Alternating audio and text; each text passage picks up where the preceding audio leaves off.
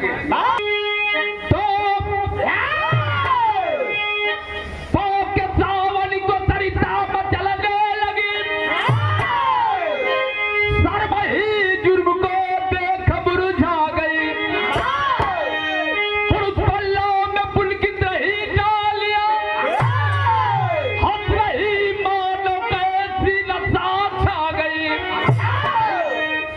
जिला उन्नाव मंगल पहलवान थे, नैना देवी दुल्हन जिली के इतना सुघरी, दिमाग का बच्चा रहा पेट में, दोनों जपना की दुनिया में तरस से गुजर।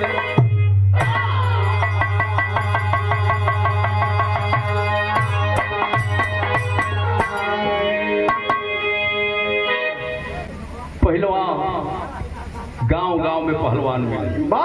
अब पहलवान लोगों की जनसंख्या बहुत कम हो, झटके में लोग कह दिला कि फलाना पहलवान हो, लेकिन पहलवान का बड़ा बढ़िया अर्थ होला। पहलवान के अर्थ होला माटी का मजनू, पहलवान माटी का मजनू होला। जिला उन्नाव के अंतर्गत मंगल पहलवान बाटन शादी बहल गौन करा के अपनी दुल्हन के लेके एलन हो। पेट में 8 माह का गर्भवा। एक दिन कहलन कि सुनो प्रिय, जब तुम मेरे घर में आई तो मैं एक मन्नत माना था, आज मेरी मनोकामना पूर्ण हो गई है, हम लोग चलेंगे माँ दुर्गा का दर्शन करने के लिए। दुल्हन कहली कि सैया ठीक है बा, तुहार मनोकामना पूर्ण हो गए तो शुभ काम में कौने प्रकार का देरी करते तैयारी करके चल गजब के लाइन लगत बा।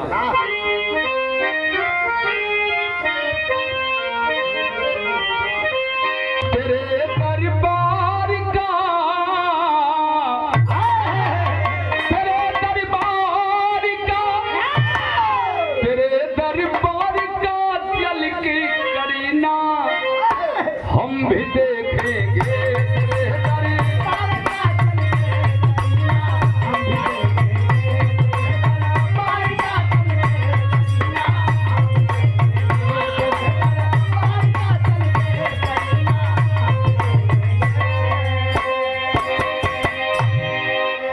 में कवि जी भाव दिए हैं कि कनक कैर खोला, लेकिन ये विरहा में यहाँ पर कनक कैर सोना से लह गए। भाव कवि कि कनक लोहा नहीं बनता, कनक लोहा नहीं बनता रे लाखों सिंह को गलाने से।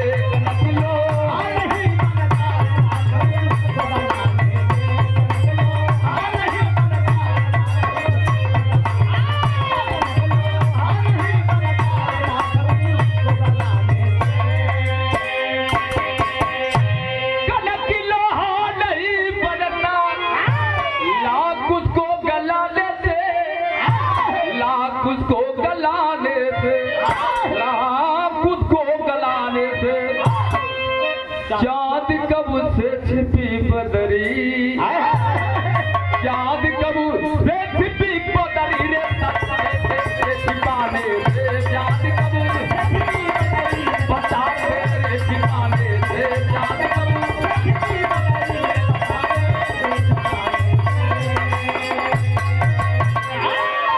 मंगल पहलवान अपनी धर्मपत्नी नैना को लेकर के चल देते हैं। गंगा किनारे गए, नौका के इशारा करे, नौका किनारे आके लग गए। 70 लोग नौका पर सवार हुए और नौका चल देती है माँ दुर्गा का दर्शन करने के लिए। लोग जा रहे हैं। लल लरे लारे ललरे लारे ललरिया लारे, गंगा उस पार दुर्गा देवी पूज्यमान रही, कामना पूर्ण होती कलयुगी भगवान। बीच दरिया में देखे नौका जब की आई है, बीच दरिया में देखे नौका जब की आई है, पहले से बिगड़ गया नौका को आई है। 70 लोग नौका पर सवार भइलन, नौका चल रहा और जो ही बीच दरिया में नौका आती है एकाएक नौका चक्कर काट गई। जितने लोग नौका पर सवार थे बाबूजी, बैठकी करने लगते हैं, इतने में नैया डगमगाए, नैया वही गोता खा जाता है। कितने लोग वही डूब करके मर गए। किनारे पर खड़े नौजवान, अरे बाप रे बाप, दनादन दनादन पानी के धार में कूद गए। कितने लोगों के तैराक साथी हमारे बाहर लाए, लेकिन लोग एक तस्वीर देखना का देखना, बीबी का हाथ पकड़े मंगल बहे जाते हैं, बीबी का हाथ पकड़े मंगल बहे जाते हैं, बच्चा लो गंगा मैया यही सब चिल्लाते हैं। हाँ गंगा मैया, हाँ दुर्गा मैया, मंगल पहलवान को बचा लो। मंगल पहलवान और उनकी बीवी नहीं बची तो उस झोपड़ी में कोई चिराग जलाने वाला नहीं होगा। लेकिन लोग देखला कुछ देर के बाद को प्रणाम करता हूँ। लोग देखला कि मंगल और मंगल पहलवान का बीवी एक दूसरे का हाथ पकड़े हुए पनिया की धरवा में वह जात बाटे। कुछ देर के बाद भी लोग देखला कि दोनों लोगों का हाथ एक दूसरे से जुदा हो गए, छूट गए। मंगल एक तरफ बथून का बीबी एक तरफ बथई। कुछ देर के बाद ये भी लोग देखला कि मंगले पहलवान दिखाई देते हैं, उनको बीबी दिखाई देते। दोनों लोग पानी के धार में डूब गए लगे। लेकिन भारे ऊपर वाले कानपुर में मंगल पहलवान को लोगों ने नौका दौड़ा करके पकड़ा। मंगल पहलवान बेहोशी हालत में पानी से बाहर लाए गए। होश भइलबा हो सर नदी किनारे जे भी बेटा घूम के पूछे लगलन, कहो भैया के हमारी दुल्हन के देखल हो। लेकिन मालिक का गजब मर्जी कि देव गांव के किनारे मंगल की बीवी जाकर के पड़ी थी, दूसरे किनारे जाकर पड़ी थी। एक पारिवारिक चित्रण कवि धलन ठाकुर माखन सिंह स्नान कर बदे देखलन एक अबला कल्लास बाबूजी सोचलन कि यार मर गइल। लेकिन जब ओके गोद में उठलन, संसार चल रहल बा, हॉस्पिटल में ले गेलन, दवा उपचार करौलन। और जो मैं बताया कि पेट में 8 माह का गर्भ था। बाबूजी लेके गेलन बाबू माखन सिंह ये हॉस्पिटल में ले जाकर के और दवा उपचार करौला। भाग दौड़ के चलते मंगल के बीबी के गर्भ से बड़ा सुंदर बेटवा का जन्म भइल। वाह जब बेटवा का जन्म भइल, माई के होश भइल बा, अपनी मुन्ना के देखली न बाबूजी तो एक बात कहत बाटी का कहली, अरे बच्चवा के देखी माई अरे काली रूपा दावा हो,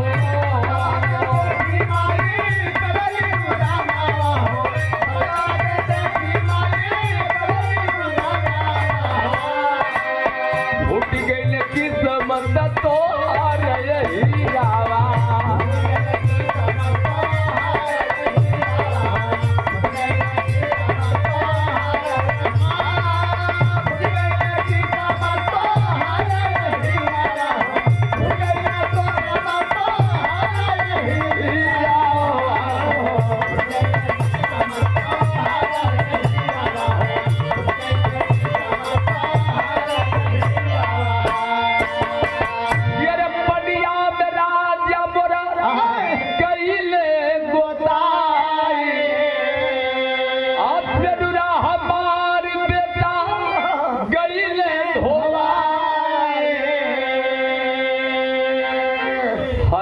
मैया है दुर्गा मैया, हमनी का कवन कसूरल, हम तो तुहार पूजा न करे जात रहली। लेकिन अभी तो होई गईले मोरा दुर्गा पूजनिया बचावा,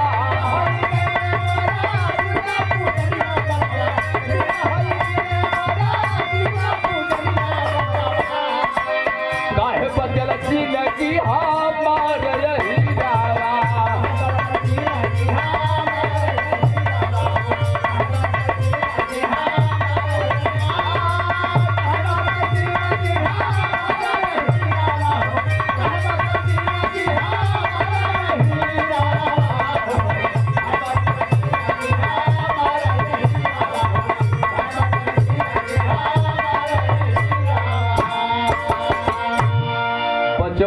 देख के रोद बाटी बगल में ठाकुर माखन से खड़ा हुआ कहन की पगली देखत ना हो तोरी सामने के खड़ा बा। ठाकुर माखन से खड़ा हो रे बहनी कुछ ना दिहन तो एक भाई का प्यार दिहन हमारी घरे चला जौने नून रोटी मिली खा के गुजर बसर कई लिया। ठाकुर माखन सिंह के घर चली जाती है बाबूजी। इधर कानपुर में मैं बताया कि मंगल पहलवान को लोगों ने नौका दौड़ा के पकड़ा नदी किनारे जे भी बेटा घूम को पूछे लगलन कहो भैया तो हमारी दुल्हन के देखल है। सब लोग संतोष धरावे मंगल भैया जी डूब गलू मर गए उ ना को ये दुनिया में धीरे धरा अपनी घरे जा। लेकिन मंगल पहलवान सोचे लगलन घरे जाके क्या करो गाँव वालन की केवल मुख दिखलाई ये लिए मंगल पहलवान एक काम कैलन भागी के मंगल गईले दिल्ली सहारिया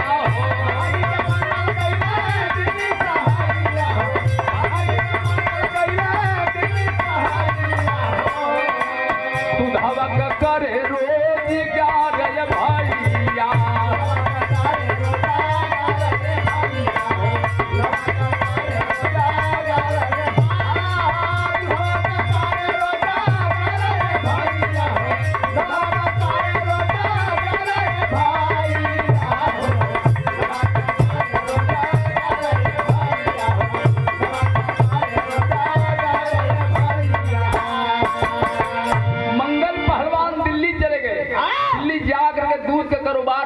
जिंदगी बितावत बाटे उधर के बात उधर छोड़ दे।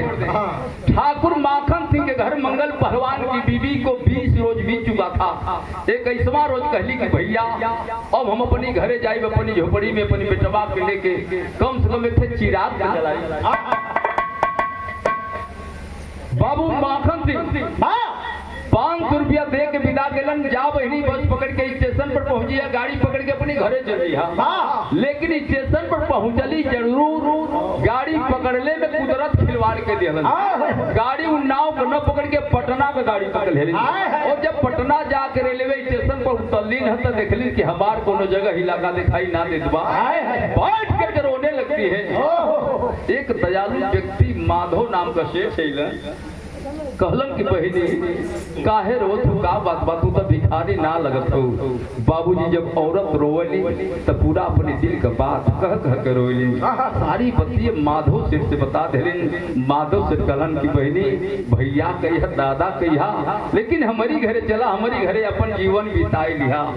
माधव सिर के घर जाते हैं बाबूजी 6 महीना बीत गए और 6 महीना बीत गए। एक दिन कहली भैया कब तक हवेली में रह निकल पड़ के कोनो काम धाम न करब तो एंगने गुजर बसर न हुई। वही लगा जे बदमाश बा देखलस मंगल पहलवान की बीबी के देख बात कहलत का अरे डमरूधारी का यातन हिल गया डमरूधारी का यातन हिल गया। अरे कविता कांप उठी जब पकड़ा तीर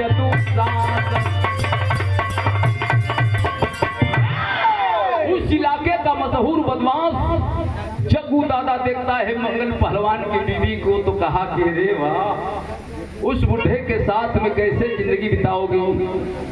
आ जाओ मेरी बाहों में मेरी हवेली पर जिंदगी रैन चैन के साथ गुजरेगी।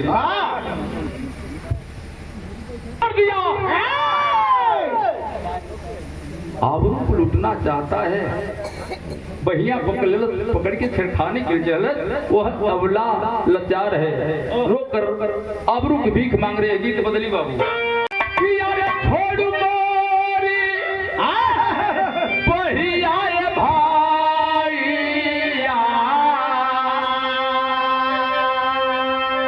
धर्म का बहिनिया लाग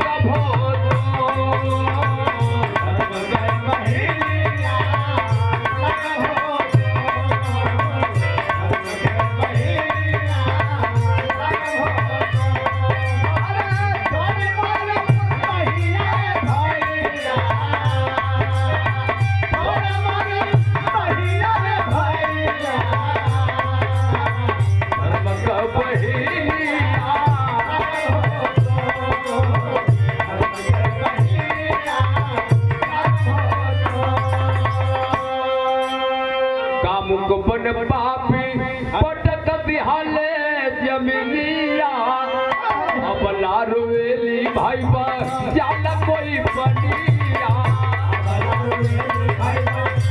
कोई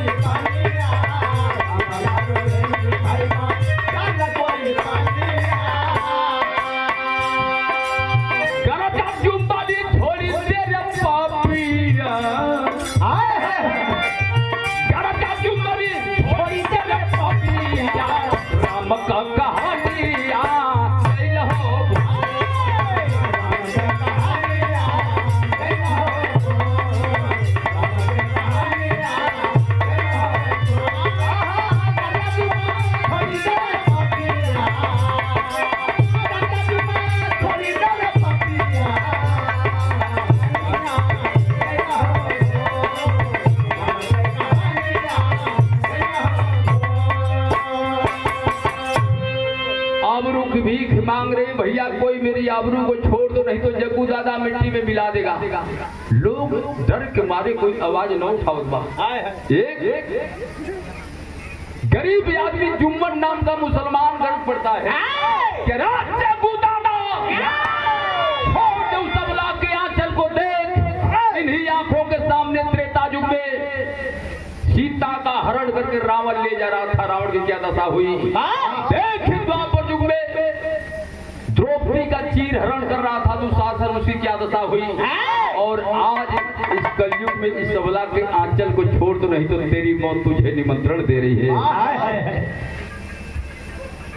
आदमी जुम्मन नाम का मुसलमान गरज पड़ा कि छोड़ दे जग्गू दादा उस सबला के आंचल को, नहीं तो तेरी मौत तुझे निमंत्रण दे रही है। जग्गू दादा बदमाश रहल गलत के रे पगला, मेरी मौत मुझे निमंत्रण दे रही है। मेरी मौत आती है चली जाती है, लेकिन बेटे तेरी मौत तुझे बुला रही है। इतना कहते ही रिवाल्वर निकाल करके गोली मार दिया। जुम्मन भैया ढेर हो गए, गांव के लोग तमाशा देखले के रे बाप रे बाप, जग्गू दादा तो बहुत अत्याचार करे लगे। अपने अपने घर से लाठी भाला घास लेकर के खेदे जग्गू सोचे लगले रिवाल्वर से कितना लोगों का मुकाबला कर सकेला। भाग चलल, पुलिस भी पीछा कर रही थी बाबूजी, अंतो गतवा पुलिस पकड़ लेती है जग्गू दादा को। और जब जग्गू दादा पकड़ा करके 15 वर्ष की सजा हो गई, जेल के अंदर 15 वर्ष की सजा हो जाती है। जग्गू दादा जेल में गए, इधर मतारी अपनी बेटवा के खिलाई जोनबाई अखाड़े पर भेजन लगे। नाम रखली समरू पहलवान, नमवा रखली समरू, अखड़वा 50 और उमरिया धीरे धीरे 17-18 वर्ष की अवस्था में हो गए। इधर भैली समरू 16 की उमरिया, उमरिया में नाम उमरिया में नाम टंका माचल चारो ओरिया, उमरिया में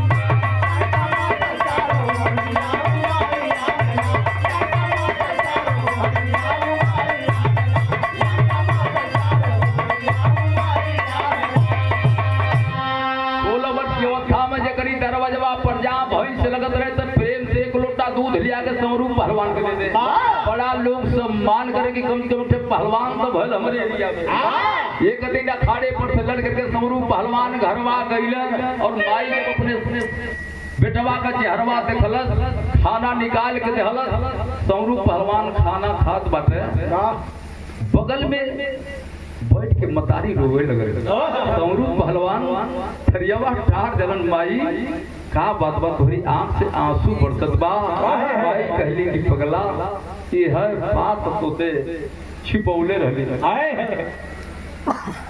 तब तक 15 वर्ष की सजा काट करके जग्गू दादा इलाके में आ गए।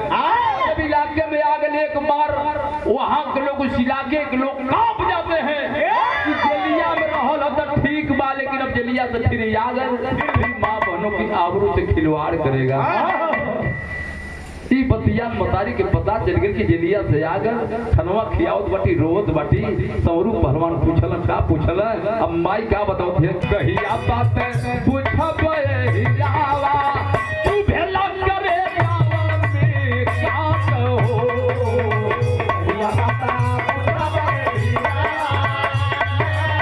तू भेला करे रावण में क्या कहो। कहिया बात पूछब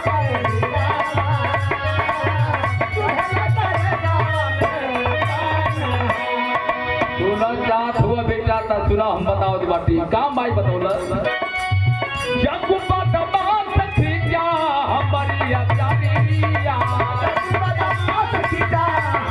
अचारिया हो, जब बदमाश खींचा हमारी अचारिया हो, ओदिया में लेके पलली तो हक महतारिया, ओदिया में लेके पलली तो हक महतारिया हो, ओदिया में लेके पलली तो हक महतारिया। बोल कहाँ मिली हर पपिया, बोल कहाँ मिली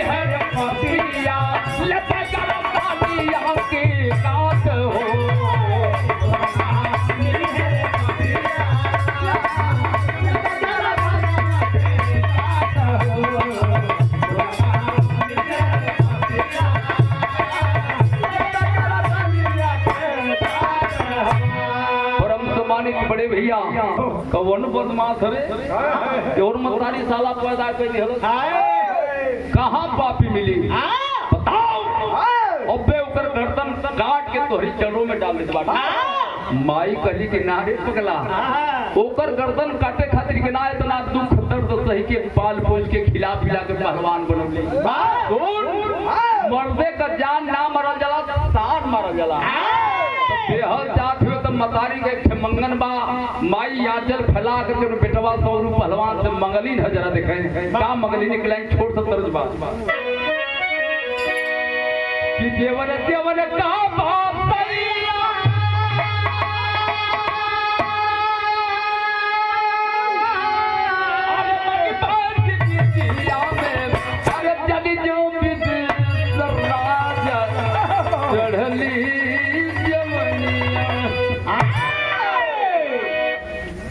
जात हुआ तो एक से मतारी का मंगन मकाम माई मंगलिन है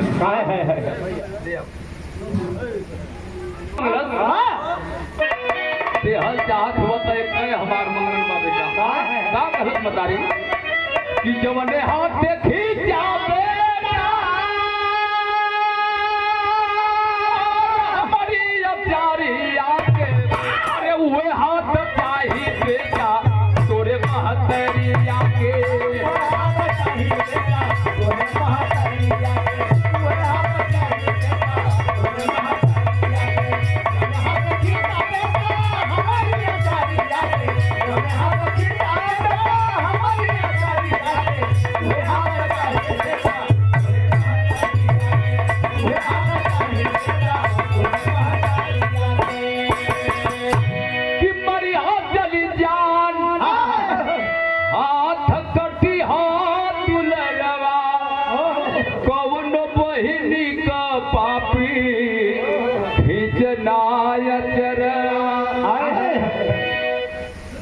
मर्दे का जान ना मरल शान मरल जहिया दोनों हाथ जौने हाथ से हमारी आबरू के पकड़ कर खींचत रहल जुम्मन भैया गया आबरू बचावे बदे साला जुम्मन भैया को भी गोली मार दिया वो दोनों हथवा काट के हमके दे दे बा ओई दिन एरिया नगर छोड़ के कहीं और जगह चल के अपन गुजर बसर कर लेवे के बेटा हो तो ऐसा हाथ में कटार लिया जग्गू के तलाश में चल रहे कोई आदमी से पूछत गल भैया जग्गू दादा कहाँ अलग इसमें रही के पहर बदका होई चटिया पर बैठ जगुआ चाय पियत बा और सौरू पहलवान को आदमी चिन्हा दे तू रही से गइलन देखलन कि है जगुआ बा तू रही से कहला कि जय राम जी की रे जगुआ हाथ में चाय लेके पियत बा गलत जय राम जी की ठीक लेकिन रे जगुआ हम के कह दिया मतारी पैदा कर दिया बदमाश आदमी काहे के मानत गिलास फेंक करके सौरू पहलवान को जाए लगल सौरू पहलवान काहे के माने 42 के लिए जाते बाटे दुए हाथ का फैसला बा तब तक सौरू भैया कर लिकारे पठे दुनिया से कहिया दे है कितना बड़ा बड़ी के बोलत बा सौरू पहलवान के ऊपर हाथ उठा दिया सौरू पहलवान हथवा पकड़ के सुहराई के हाथ दे धलन शरीरिया 3 चक्कर नाच गया कहत के भाई नरम हाथ में इतना दम बा गरम कई के मार दे या तो ताली में जाके गिरा भागल चलत लेकिन सौरू पहलवान कहला का 5-7 जिला से तैयारी करके दर्ज लगल इलाहाबादी झुमुनिया बरात का ठुमरी गाजीपुर का कचकचवा हमारे मऊ आजमगढ़ बलिया का लकड़ हवा अरे ठोका ताल बगल में ना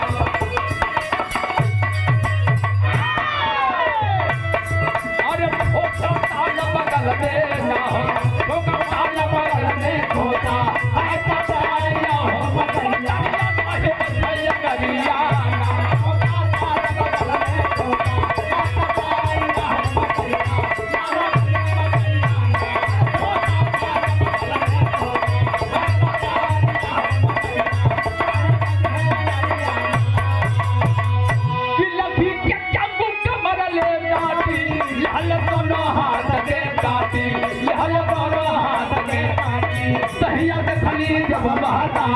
जब महातारी बेटा रखला लाज हमारी बेटा रखला लाज हमारी माई बेटा भगले ना हो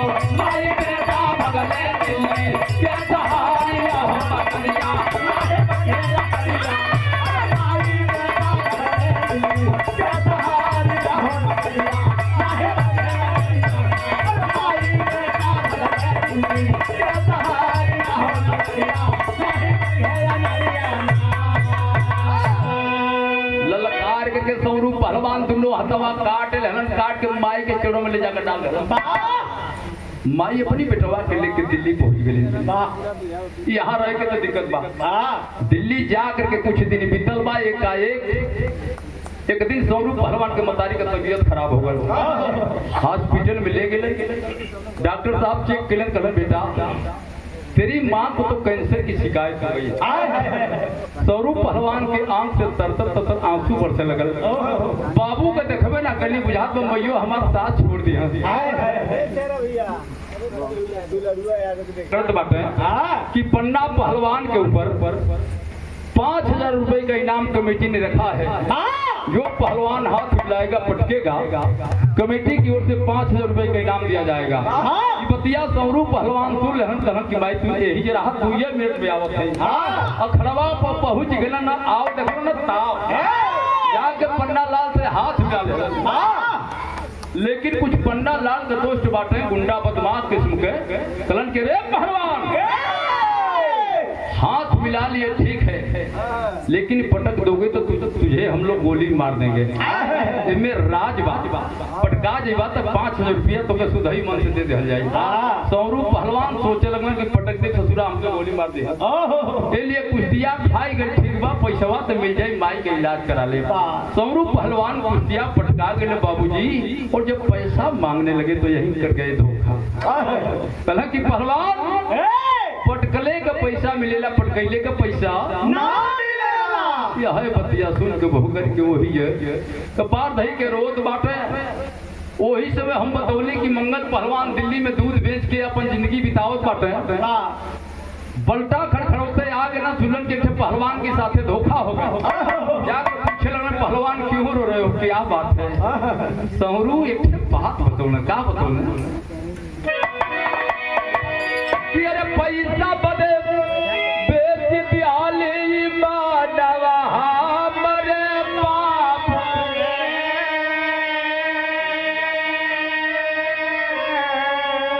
अरे पैसा बदे बेच दियाली मानवा हमरे बाप।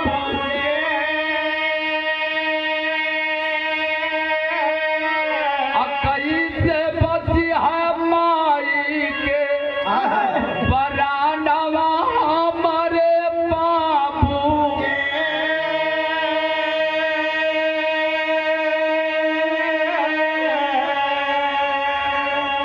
कहलन कि चचा हमारी साथे धोखा हो गया, नहीं तो सरवा के पटक के खड़वे में खांच दे रहे। तुरंत ऐलान होने लगा कि जो भी पन्ना लाल पहलवान को पटकेगा कमेटी की ओर से 10,000 इनाम पड़ गया। 10,000 इनाम दिया जाएगा। मंगल पहलवान सुलन और जाकर तुरंत पन्ना लाल से हाथ मिला झलन कैलन का के बाद सवरू के घर दे मंगल पहलवान हो जाके पन्ना को अखाड़े में पटके श्रीमान हो बदल थपोड़ी हिल गए चावनवा हमारे बाबूजी पटक तोड़ले पन्ना के गुमनवा हमारे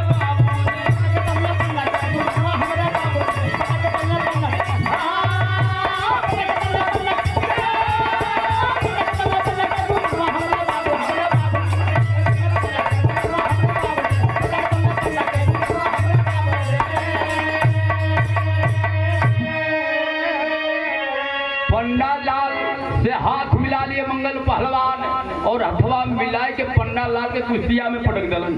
कमेटी की ओर से 10,000 रुपया इनाम मिला और गमछवा फरौनो हो। पब्लिक जितना तमाशा देख रही थी, मंगल भैया के इनाम तो देव कैल सगरी उठा के स्वरूप पहलवान के दे देना, जाओ पहलवान अपनी माँ का इलाज करा लो। और सुनो बगल में मेरा अखाड़ा है, मेरे अखाड़े पर चले आना रोजाना लड़ने के लिए, तुझे लड़ा करके तेरा मान मर्यादा मैं यहाँ खड़ा कर दूंगा। भैया हो इलाज करो न। एक दिन माई कहले बेटा हम ज्यादा तो दुख तकलीफ देहल ना चाहते, एक बार ये तोके रुपया दे उपचार करौला, एक बार उनका तक दर्शन करादा, चरण के धोके माथे पर लगा ले। तोहरू पहलवान कलन की माई रोजीना उ नहीं कि खड़वा पर लड़े खातिर जाइला, बड़ा प्यार देलन, बेटवा समान प्यार देलन। हमहु कम ना गुरु तहिए हूँ भगवान समान मानिला। पहल ख्याल लगी अरे गिनले गिनल नाही सागर का लहरिया हीरावा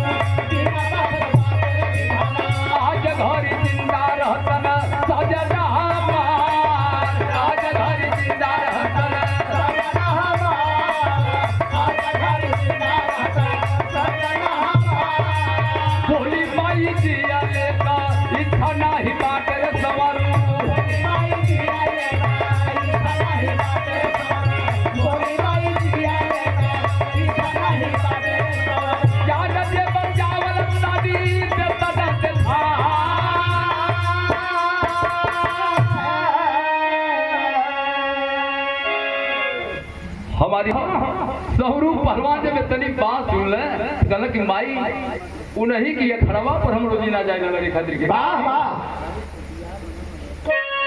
कि माई उन्हीं की खड़वा पे लड़े रोज जाए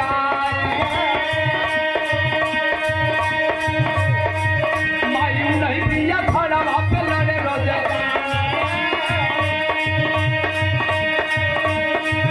अरे आज हम गुरु के लाई घर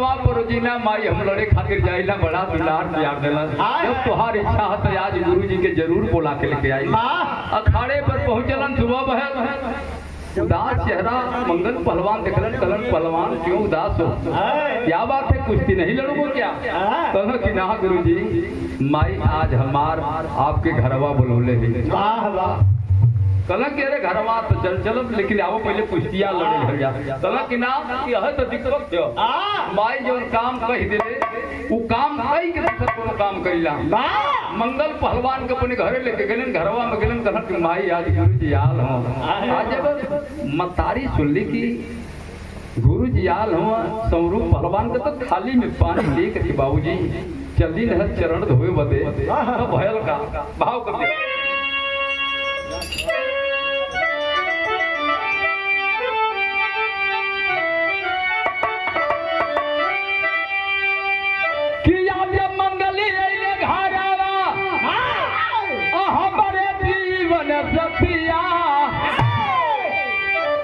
थाली में पानी लेकर के अलिन चरण धोत बाटी घुघुटा उठाए के जब ऊपर चेहरा देखलिन है अरे बाप बाप कर जेवन फाट गए सैया सैया आप अभी तक जिंदा हैं मंगल पहलवान करन करे पगली यह कुल दिन दशा देखे बदे जीवित बाटी गिलासी में पानी लेकर के गिलास में दूध लेकर के सौरू पहलवान चलन की गुरु जी के दूध पिलाई तब तक भयल का जरा देखे कि आज मंगली ले घरवा हमरे जीवन सतिया सावर भादो जैसे भइल रे दुनु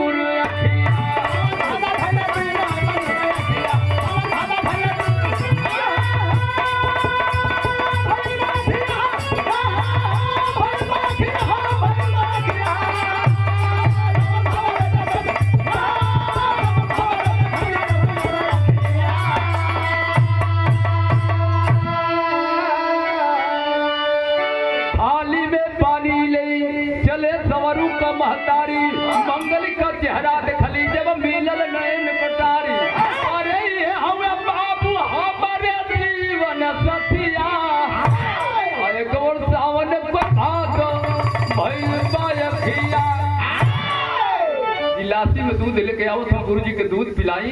तब तक देखलन कि हमारे गुरु जी और माई कैसन रोत हो आपस में मिल करके। गिलासी में दूध लेके आओ तो माई कहली के रे बेटा सौरू जेके तू गुरु मानत रहला, जेके तू भगवान मानत रहला, दूसर कोई नारे पगला ये तोर बाबू मंगल पहलवान हो। जब मंगल पहलवान जलन की हमारे बेटवा सौरू पहलवान हो, बड़ा हंसी खुशी से गले मिलन।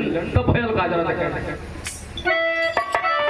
कि हंसी खुशी सौरू के गरबा लगवले अभी भी और बेटा के घर वाले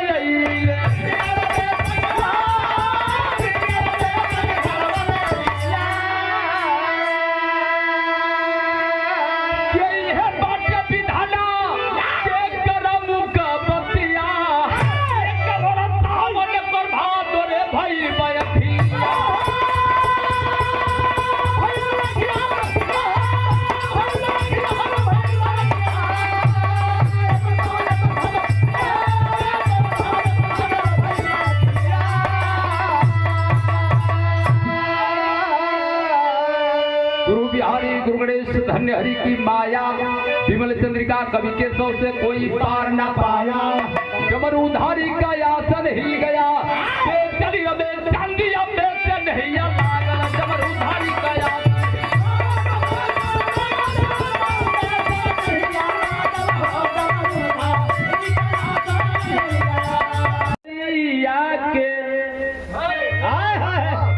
कि अरे राजा हो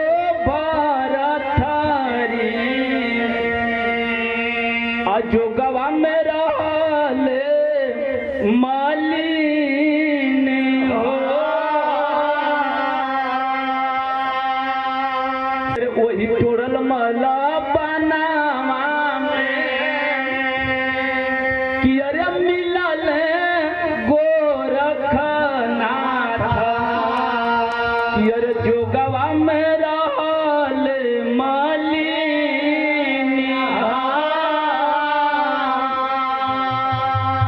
राजा भरथरी धनुषा बाण लेके वही बनवा में गेले, जब बनवा में गुरु गोरखनाथ त्याग तपस्या में लीन बाटन। जब राजा भरथरी गैलन तब बिरहा में एक लाइन गीत लगेला।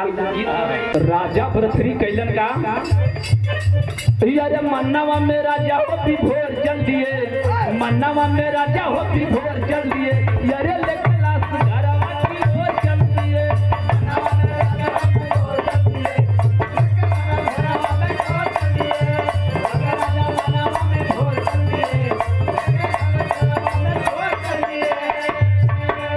जब राजा भरथरी गैलन देखलन एक ठे हिरन का झुंड।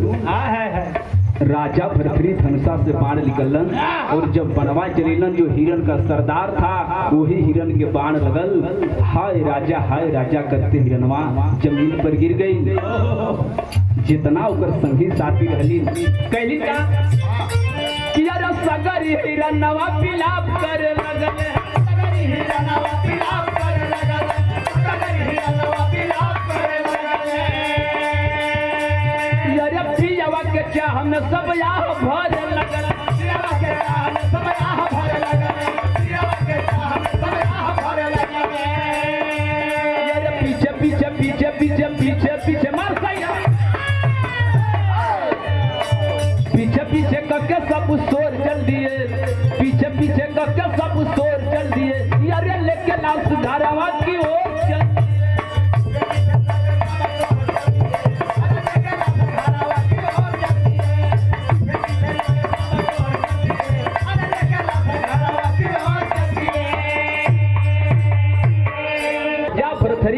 हिरनवा के पीठ पे उठौलन और उठा के अपनी राजमहल में लेके जाए लगलन। जब राजमहल की ओर लेके जाए लगलन तो एक घटना घटल का करत हिरनवा बिलाप गुरु गोरख देखल, करत हिरनवा बिलाप गुरु गोरख देखल, करत हिरनवा बिलाप गुरु गोरख देखल। अरे करता हिरनवा बिलाप गुरु गोरख देखल, अझरत पिपीना वही के पास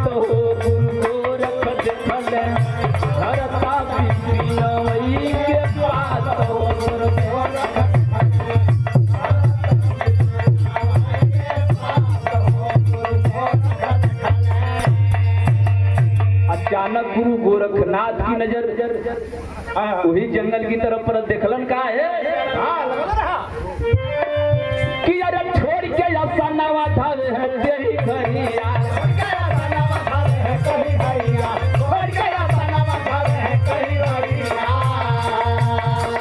गुरु गोरखनाथ अचानक बनवा में कलोहल देखलन, अरे आज कौन सा पीता आ गई कैलन का कि अरे छोड़ के अफसानावा धावे है तेरी घरिया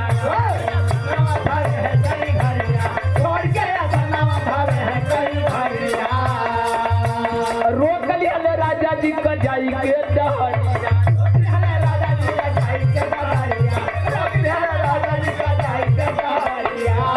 बोले है जबनिया मधुरी पान हो गुरु गोरख देखले बोले है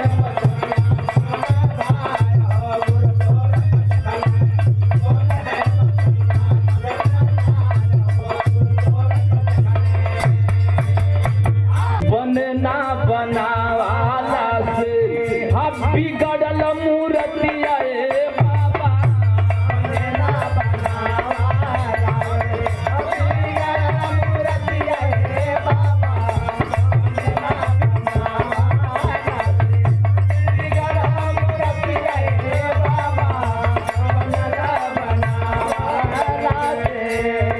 कि अरे बनना बनावाला से अरे बिगड़ल मूर्तिया बाबा मारी के जियावे वाली मारी के जियावे वाली कहला जीवन पतिया बाबा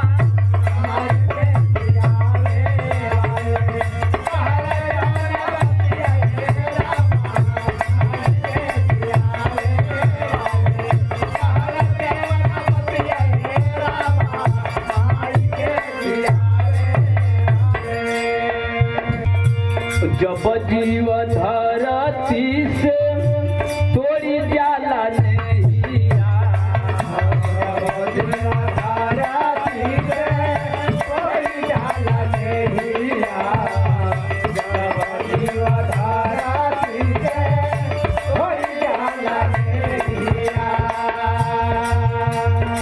राजन एक बार आदमी जब मर जाता है इस संसार में फिर दोबारा नहीं आता है।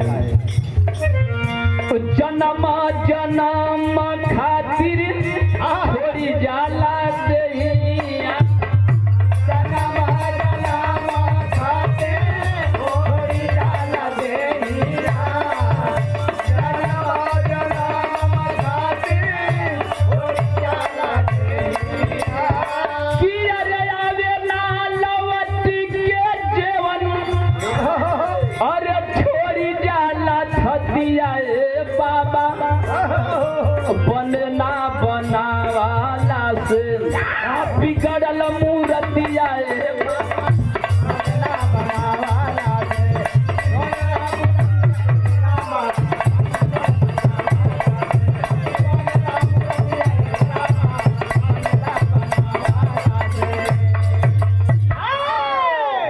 कि अरे मार दियल हो गुरु सतवा का बनावा मार दियल हो गुरु सतवा का बनावा मार दियल हो गुरु सतवा का बनावा अरे जिंदा होके भाग गइले वन में हिरनवा जिंदा होके भाग गइले वन में हिरनवा मार दियल हो गुरु सतवा का बनावा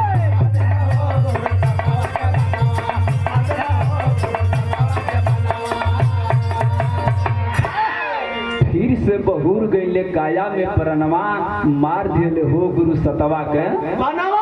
ये तो लोग कहेला कि जहाँ से हमारा विज्ञान खत्म होता है जहाँ से टेक्निकल टेक्नोलॉजी खत्म होता है वहाँ से हमारा अध्यात्म खत्म शुरू हो जाता है। गुरु गोरखनाथ वही कमंडलवा में से पानी निकलन पनिया के वो हिरनवा के ऊपर मरलन हिरनवा उठ के जंगल में भगे लगल। अरे बाप रे बाप कहाँ गए राजा भरथरी आखिर इसमें चमत्कार का है बटुली भर पानी में कि आज है बुढ़वा पनिया मरस हिरनवा जिंदा हो गए। तो यही लिए बिरहा में तेरी का कि अरे भुलाई जे सतगुरु के रहिया कि जन्म जन्म के रिश्ता मिट्टी में मिल जाए भुलाई, जन्म जन्म के रिश्ता मिट्टी में मिल जाई भुलाई जे सतगुरु के रैया। हिरन चल गई जंगल में, राजा भरथरी गुरु गोरखनाथ का पैरवा छान लेलन, कहलन कि ना बाबा हमके अपन चेला बना ला, हमारी संगवा ले चल। गुरु गोरखनाथ कहलन लेके तो जाए जरूर, लेकिन अपनी रानी पिंगला से पूछल कि का हमारी सथवा रानी पिंगला के जैले पर कोनो दिक्कत तो न होई। राजा कहलन रे बाबा हम अपनी मन का राजा, हमके रोके वाला के। गुरु गोरखनाथ कहलन न बेटा ना, एक बार जाके अपनी रानी पिंगला से पूछल। और जब राजा भरथरी रानी पिंगला की लगवा गईलन, भइल का बिहार में गीत लगल कि अरे कवनी करनवा ये जोगी जोगा वारा मावा रे जोगा वारा मावा रे जोगा वारा मावा रे, कवनी करनवा भिखिया मांग लोरा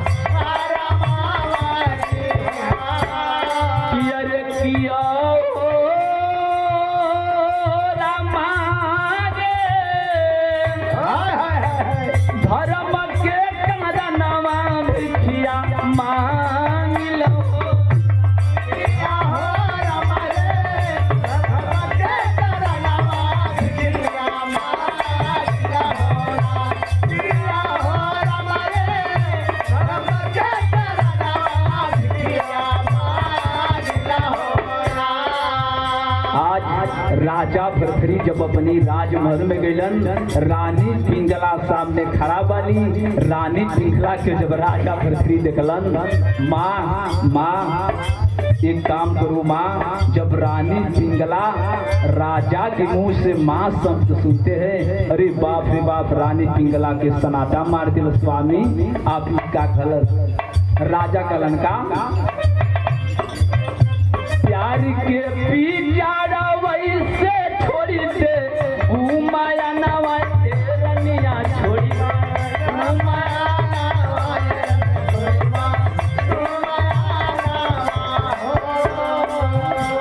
किया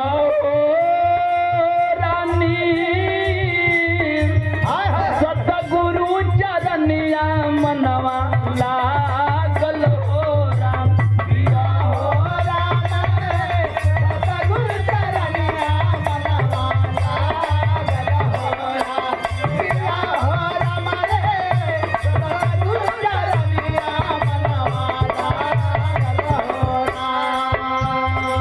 रानी पिंगला झरझर झरझर रोने लगी। राजा श्रीमती जवानी निहले, हम जाई तो जब क्यों नहीं बनवा जाई। कहलन ना माँ ना, हमें पति मत कहो, ऐसे शब्द से उद्घोष मत करो जो शर्मिंदगी मुझे महसूस हो। हथवा में खजरिया देईदा कन्हैया परलू गरिया माता कन्हैया परलू गरिया माता कन्हैया परलू गरिया अरे किया हो रानी हो सतगुरु के चरनिया मनवा लागल हो किया हो रवि हो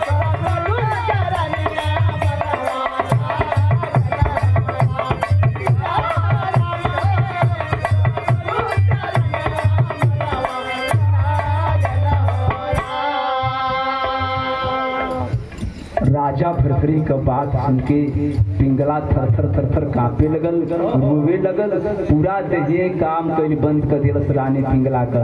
और रानी पिंगला रो रो के कहे का कहे कि अरे पिंगला का प्यारी अबू अरे महुरवई जनाए लागल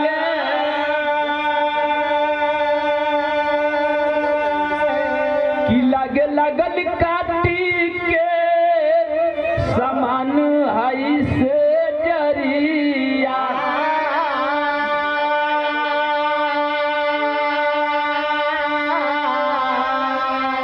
राजा भरथरी के रानी पिंगला बस नाम का जियले के कोनो मतलब ना रहे। एक दिन राजा भरथरी कैलन काम कि एक दिन शिकार खेले आ फिर गईले राजा बनावई में अरे प्यारी के परीक्षा ली चाहे ले पूजरिया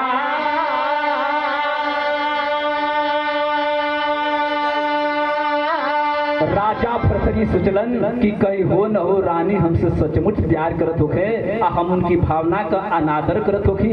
राजा भरथरी कैलन का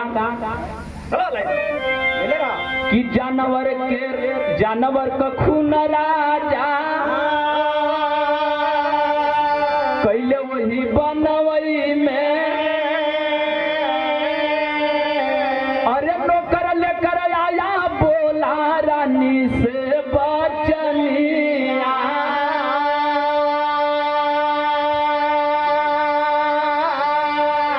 भैया बाबू हो पहले बात सुन ले। एक बार राजा फिर भरथरी शिकार खेले वही टोड़ल मल बनवा में गलन कलन कि हो न हो साधु बाबा से मुलाकात हो जा।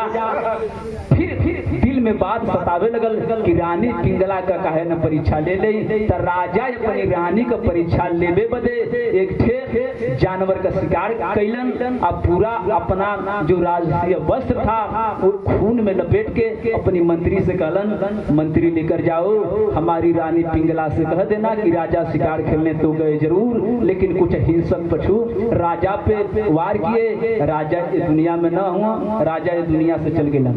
अरे बाप रे बाप, जब रानी ई बतिया सुनली रानी का और दुर्दशा हो गई। भैल का में पॉपट लगल आवा कि सुनली जब की राजा के मारा नवा मनावा पागल बा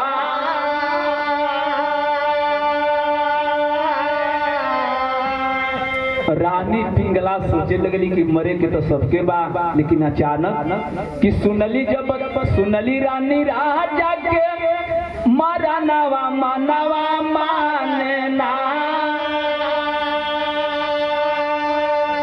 अरे पिंगला सुभरी नया नवा मनवा माने ना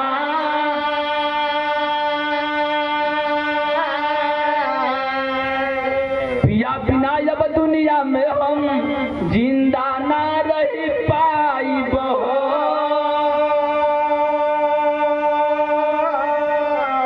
बन के विधवा वियोग विपत्ति कबल जीवन बिताई बहो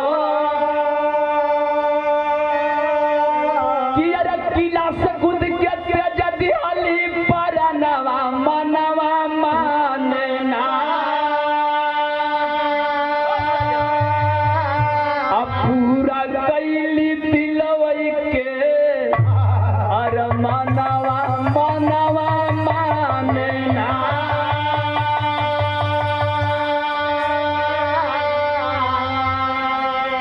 रानी पिंगला राजा भरथरी का झूठ पतिया भी न बर्दाश्त कर पैली। वही महलिया पर से रानी पिंगला कूद के बाबू अपना प्राण दे देती है। रानी पिंगला के प्राण से निसर गए और तब राजा भरथरी के धीरे धीरे बतिया पता चल गए कि रे हमार रानी तो हम मजाक के लिए सचमुच छत से कूद के जन्मे दे दिली। अब तक राजा भरथरी के कटले खून ना राजा भरथरी जहाँ रानी पिंगला जला फुकाई लली दिन भर जाके कोई श्मशान घटिया पे रहे रतिया कर रखिया जन फुकाई लली रानी उहे रखिया बिटरे गोट करे फिर सुबह रोके राजा भरथरी घरे चले जावे। बाबू यही राजा भरथरी की दिनचर्या हो गई। धीरे धीरे समय बीते लगल। बिरहा में अल्लाह का लाइन लग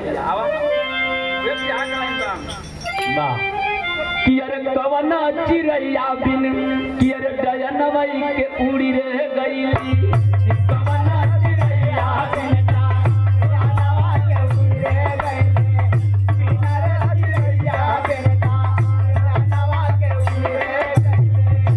कवना नदी नाई सुख बढ़िया।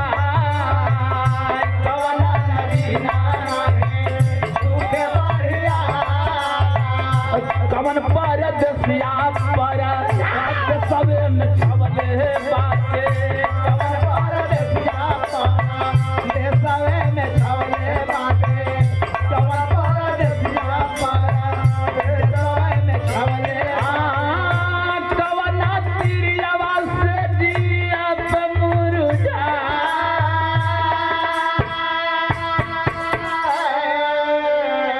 लेकिन चाचा दादा गांव में यही अलवा के बदल के गावे जवन सत्येंद्र भैया की सामने घटल वो गावे का कि अरे बाबू का मुंह लकाय पंचे वही दिनवा अखरे सुनबा। बाबू का मुंह लका देखबा